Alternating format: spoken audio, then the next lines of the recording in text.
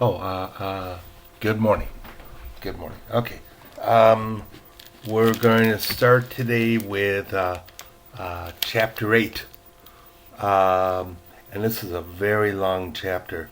So if you want, go get a pillow or taggy or something else that you may need to get through this very, very long chapter. Um, we may take a break somewhat through it, depending on how I'm doing. But first, a riddle. I got no answers to the last riddles, no answers at all.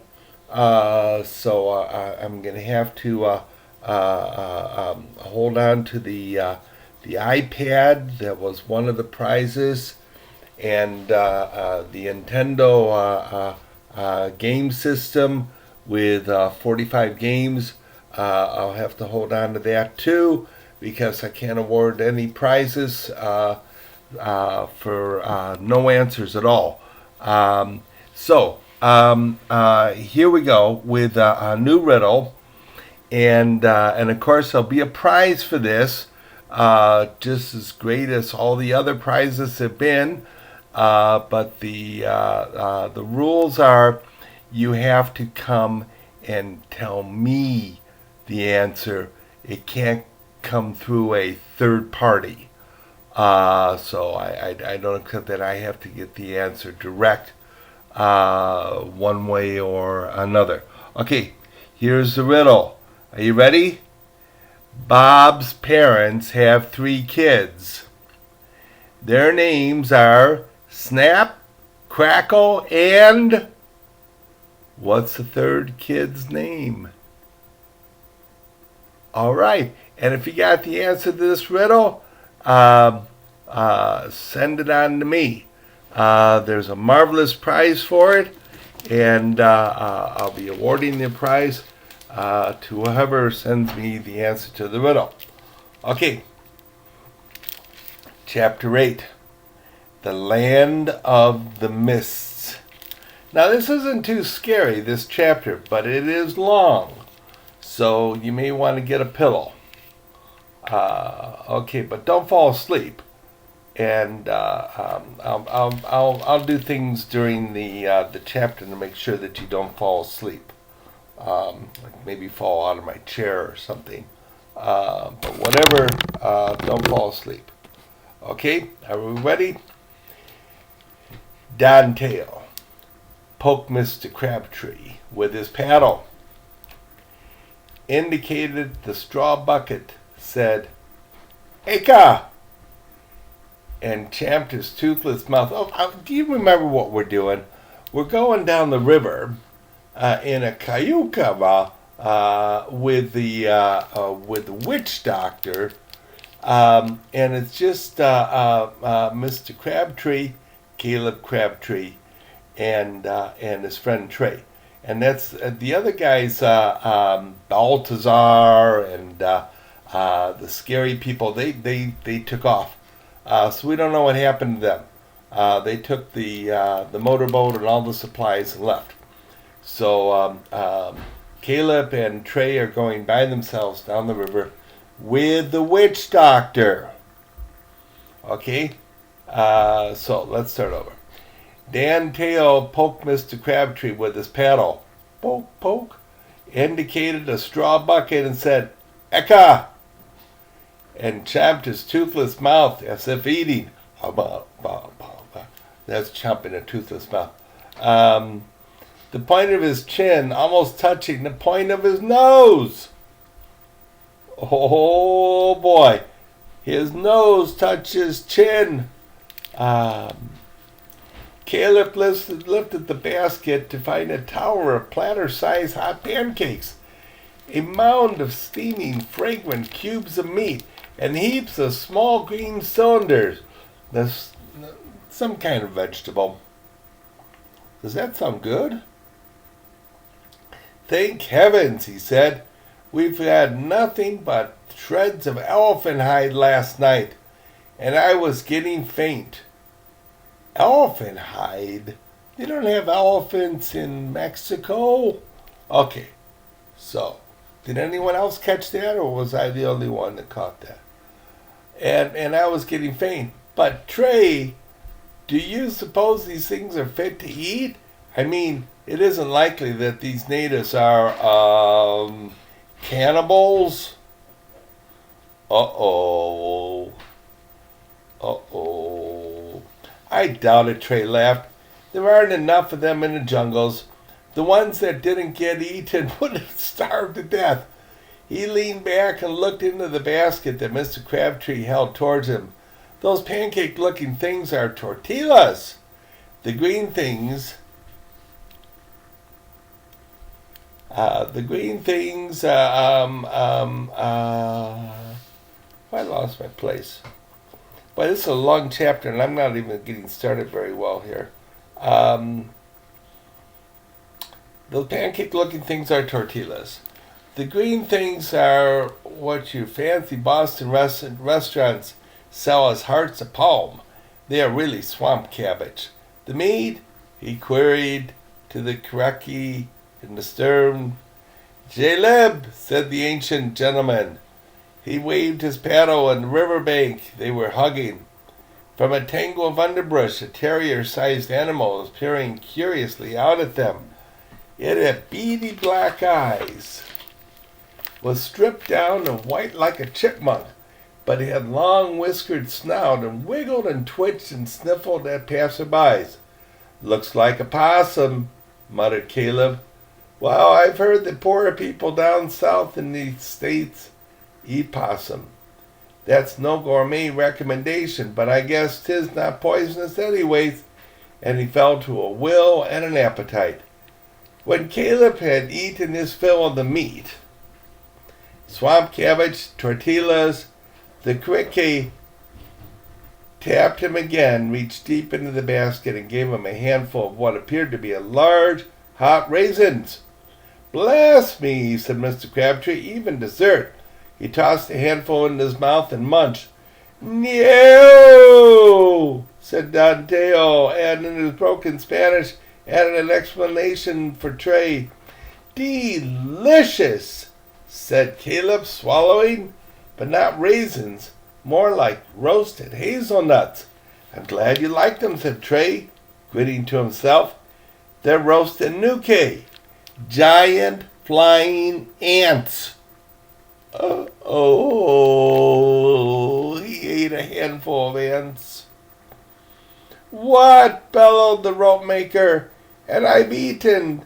In heaven's name, I've got to get some water. He brought out his tin mess cup and was about to dip in the river when Danteo caught his arm and jabbered at him and said, he says, Trey, translated, that if a caiman doesn't bite your hand off, the gusanitos, the worms and vermin and germs in the river, will eat out your stomach from the inside. Oh, wait. The witch doctor steered the cayuca closer inshore until they came to an arm-thick liana looped about a riverside tree and dangling near the water. Cayabila, said Danteo. He stood up, balancing in the rocking canoe, and with his machete lopped off a 2-foot length of the vine. He motioned for Caleb to lean his head back and open his mouth. Okay, that's Caleb leaning his head back, opening his mouth. Then he tilted the thick piece of liana. Water poured from the Cayobila as from the faucet. A half pint of more fresh, clear water that Mr. Crabtree gulped gratefully. I'll be doggone, murmured Trey, as the Kakadu cut several more lengths of this remarkable liana and carefully laid them on the horizontal in the bottom of the cayuco until they should be wanted. Mr. Crabtree took Trey's place in the bow, and Trey came aft, bringing the food basket all the way to the stern, where he and Danteo dined together. The latter continued to paddle between mouthfuls. The boy ate heartily of everything but the dessert. He didn't want to eat the flying ants. The Karake partook heartily of everything, though Trey and Caleb thereafter took turns at the bow paddle. Whenever one tired and began to ache, the witch doctor never once relinquished his stern paddle, never asked for a pause or a rest. He never got tired. It took Mr. Crabtree rather longer than it had taken Trey to learn how to paddle the Cayuco. First on one side, then on the other. That's how to paddle a Cayuco. Yeah. All right. Now we know. The Cayuco of Middle America is nowhere near so light, nimble, and maneuverable as the birch bark canoe of the North American Indians. With boyish curiosity, they quizzed Don Teo about the construction of the dugout. He learned that a Cayuco is made from a single tremendous trunk of the Chacti, or mahogany tree. The tree is felled and split lengthwise. A fire is built all along the length of the freshly split flat side, and let burn for weeks until it has eaten out a hollow, making the trunk a scooped-out shell. Then with machetes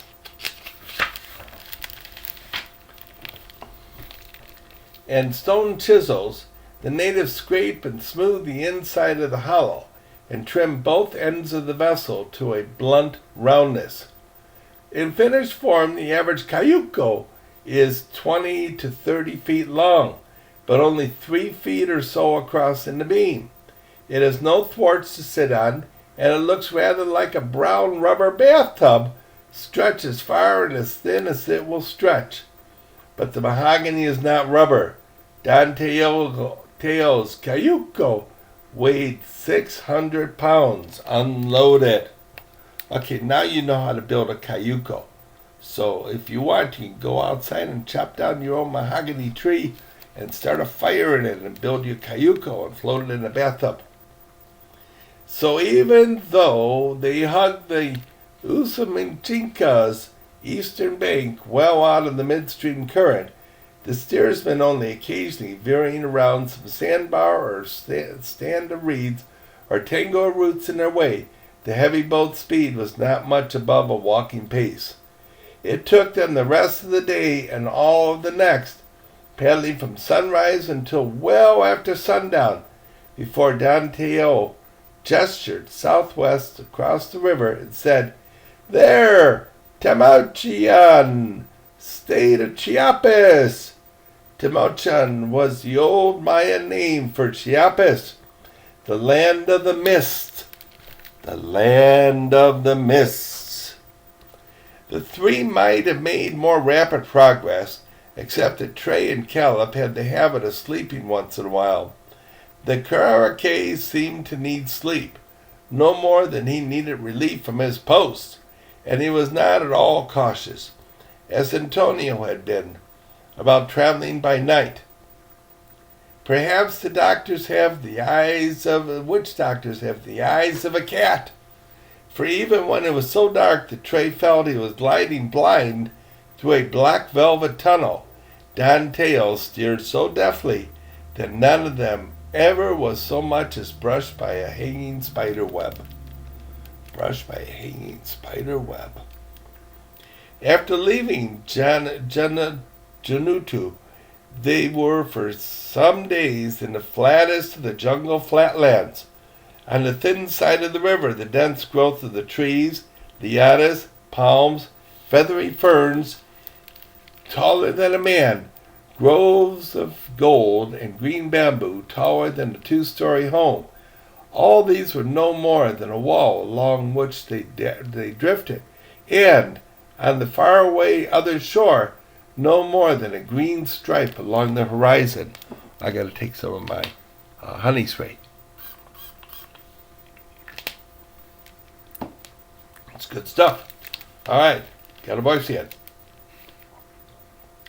Most of the visible animal life in the low country consisted of errant seabirds venturing inland, and other birds that Trey and Caleb easily recognized.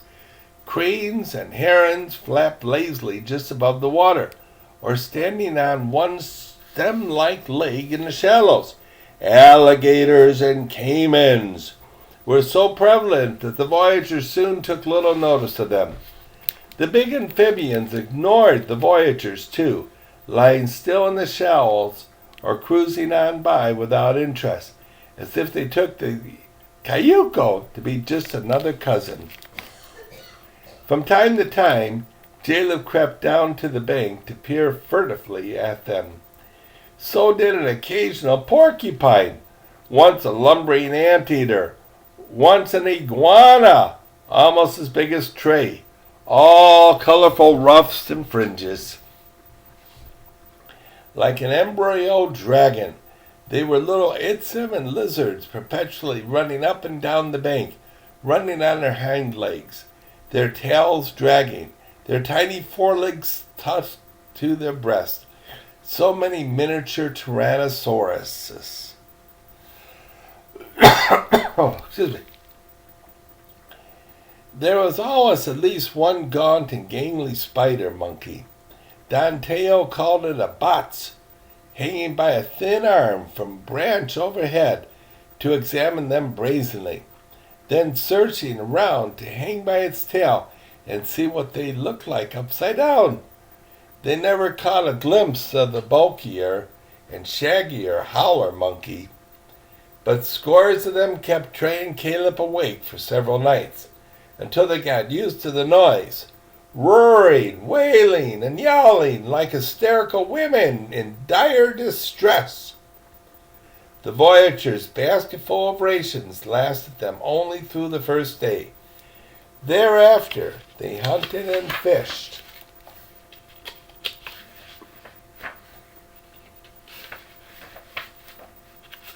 Boy, this is a long chapter. For their food, and never lacked for a meal. No one with an ounce of initiative, a touch of ingenuity, and a cool head need ever go hungry in the jungle. The Kaikike carried no weapon but a primitive leather yuntan, or sling, and a number of smooth stones, but with these he could unerringly pick off a jalip or a spider monkey. Trey and Mr. Crabtree joined him in the carving, cooking and eating the former. The latter they declined. The Kalake also gathered water snails. He called them chute, which he roasted in their shells. At intervals, Don Teo disembarked and disappeared into the jungle.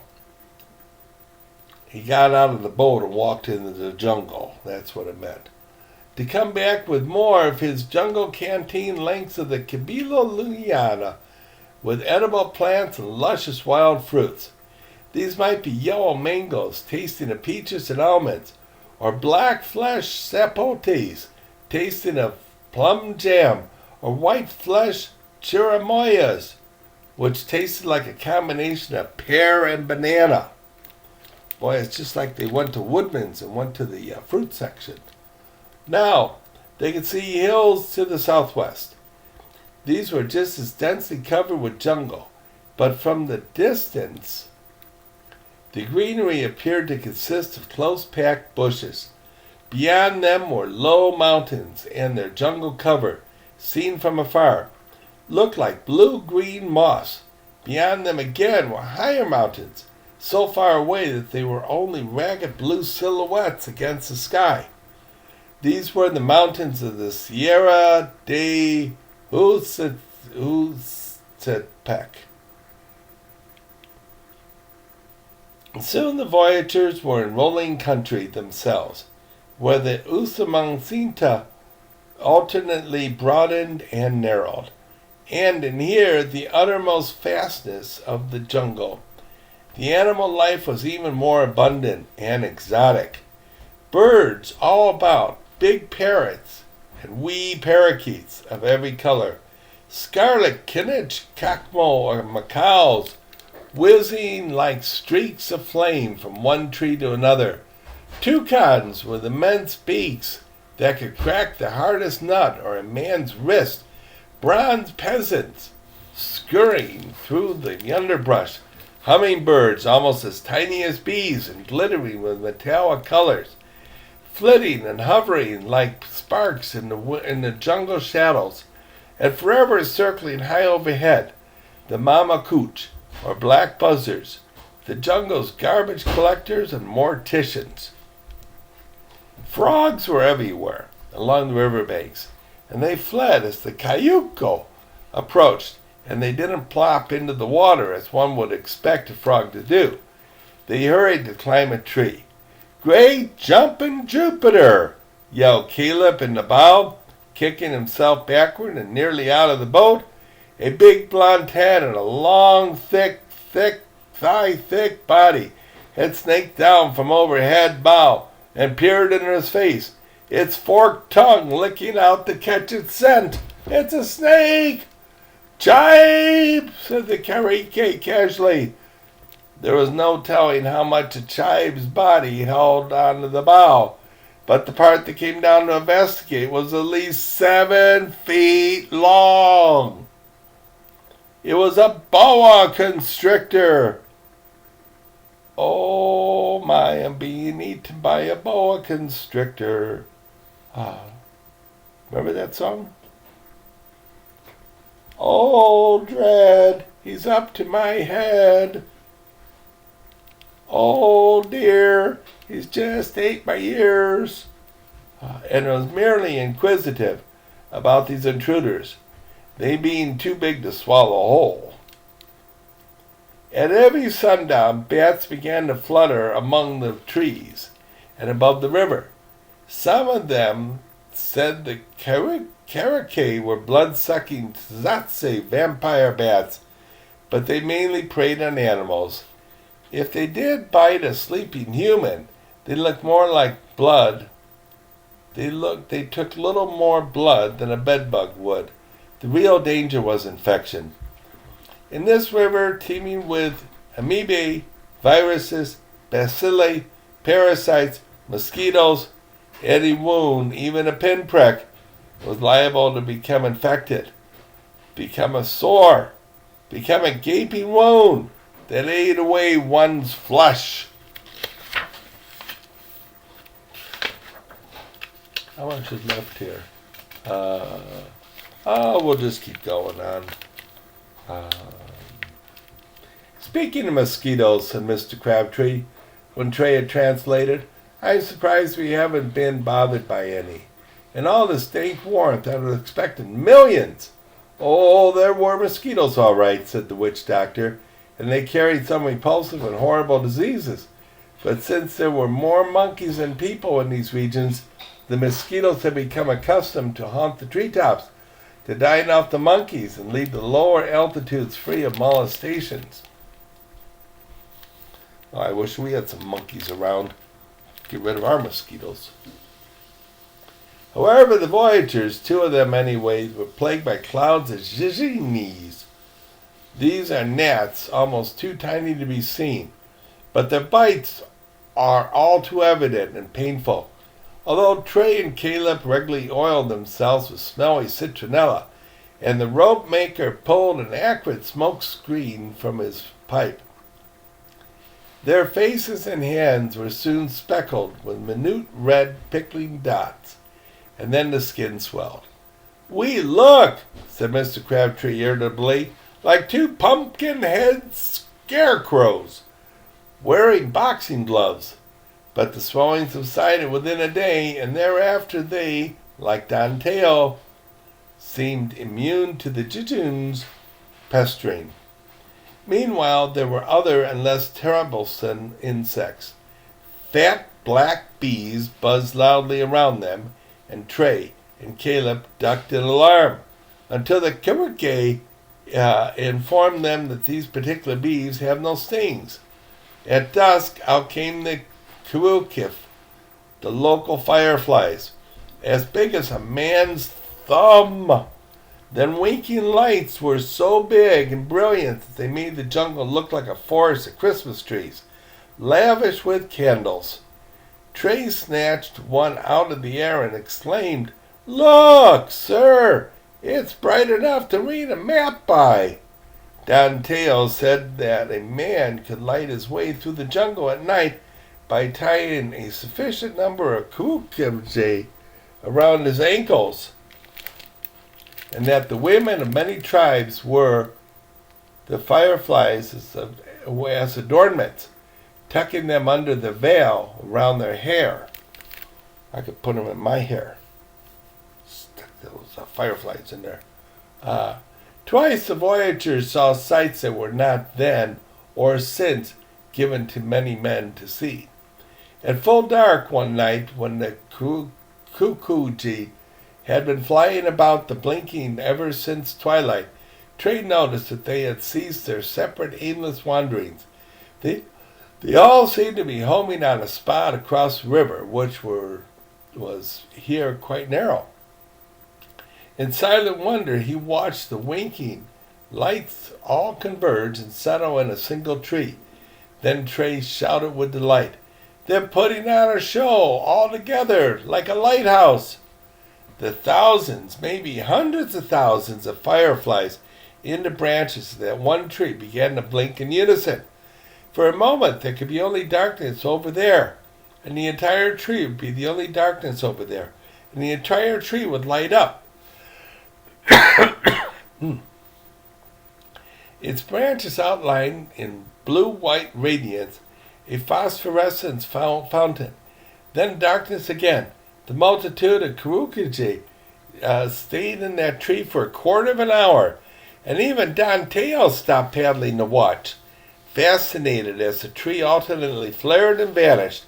Then, as if a signal, the fireflies flew from the tree in all directions, a spray of bursting fireworks, and again resumed their separate wanderings and random blinkings. All right, some more honey juice.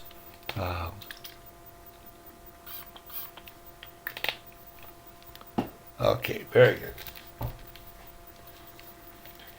The other sight was less spectacular, but just as rare. A single bird that flew overhead one day and perched on a nearby branch. It was the most beautiful bird Trey or Caleb had ever seen, and it must have been an uncommon treat for the Kurukua, too, for he murmured, almost in reverence, "Kook," then "Kuetso," the bird of the gods.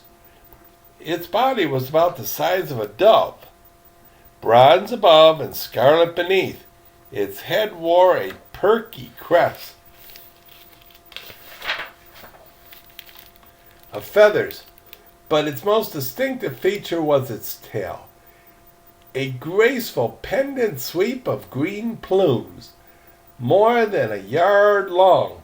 The bird had an attitude of almost haughty dignity, and it knew it was the bird of the gods. In olden times, the Kuruka,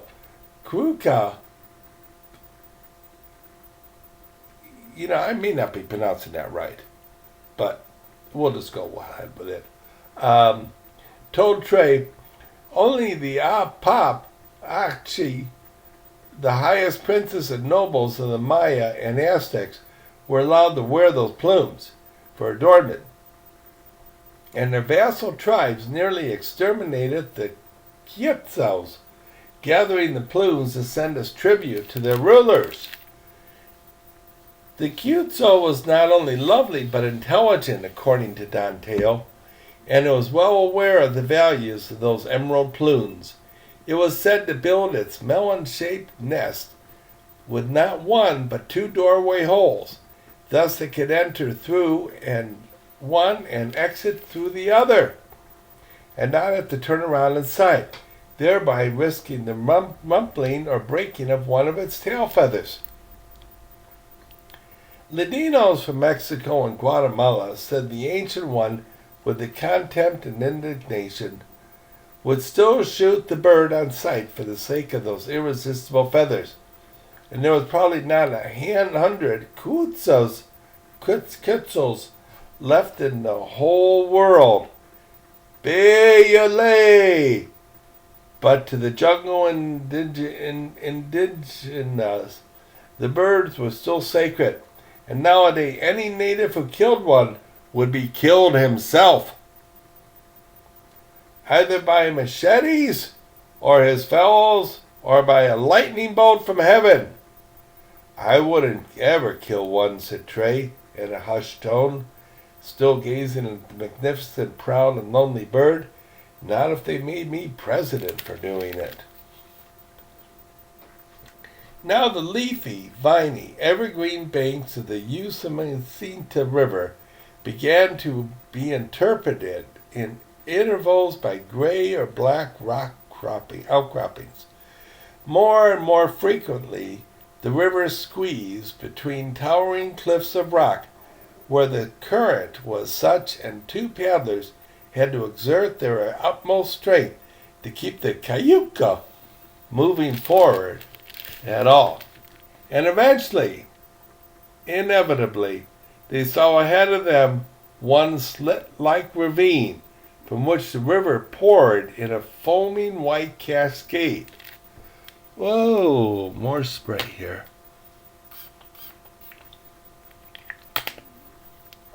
Okay, here we go.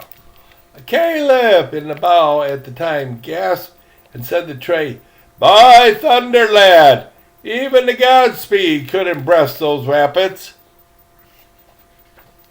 They turned to Don Teo, but the Ancient One merely made an airy gesture, don't worry about it, and nosed the canoe under some overhanging vines to a clearing in the bank. There lay moored two other cayucas, empty but for their paddles. "We carry our things," said the Karake. "Climb this side canyon, around Whitewater, find other cayuca, other side." They explained to Trey, and Trey explained to Mr. Crabtree that this was standard practice for all the indigenous who used the river for transport, even when two or more tribes might be at war, as they frequently were. When a man in cayuca came to the rapids or the falls, he simply breached the boat in a given spot, walked around the obstacle, and commandeered an empty one on the other side. In war or peace, going upriver or down, a traveler of any tribe could always count on finding one or several canoes at a free disposal on the navigable side of every barrier.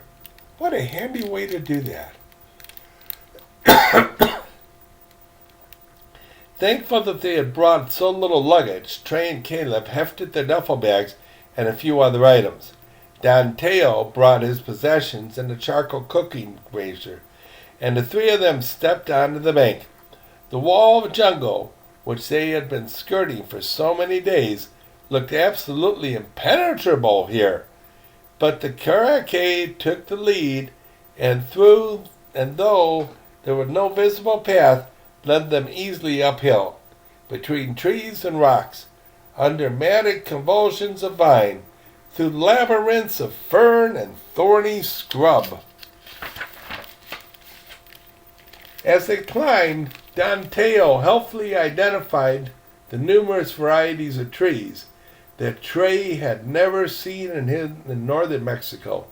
There were the copo, a tremendous tree with roots that sprang from halfway up its trunk, 40 feet or more above the ground. They were not root-shaped roots, but flanges like triangular walls, which slanted down and out from the tree to the ground, some 30 feet from the trunk. A family hut could have been built between each of the two of the copos, many slanting wedge-shaped buttresses. Then there was the yachichi, a towering ghost-white pillar supporting a ghost-pale gray limbs and ghost-pale green foliage. Every one of these trees, said the Karake, was sacred to every tribe in the village and was never to be cut down. Instead, the indigenas prayed and left little gift offerings at the base of them. When the Yachi did die and fall of old age, it was mourned and wept over. Then there was the Tupsu, or dog-tail tree, a curious name for a curious tree. It was a slim, bare, branchless column, the same thickness all up its height, until it branched and leafed out at the top, well above most of the other trees. What made it so peculiar, noticeably, was that its trunk appeared to be of solid copper, polished to a glistening brilliance. The Tutsio tree was of no use whatsoever, and the ancient one except to be admired. "And this one," said Tray, slapping his unladen left hand with the trunk of a sycamore-like tree next to him. The trunk felt slightly sticky. The witch doctor looked at the tree, then at Tray. A look combining exasperation and concern, and said one word. Tray had heard the word somewhere before, but he couldn't remember in what connection. The word was Chechem. That's the end of the chapter. Okay, so we leave us with Tray sticking his hand into a tree, and the witch doctor going, Chechem! And the next chapter, chapter 9, is the storm. Okay, see you then. And don't forget about the riddle. There's a great prize for it.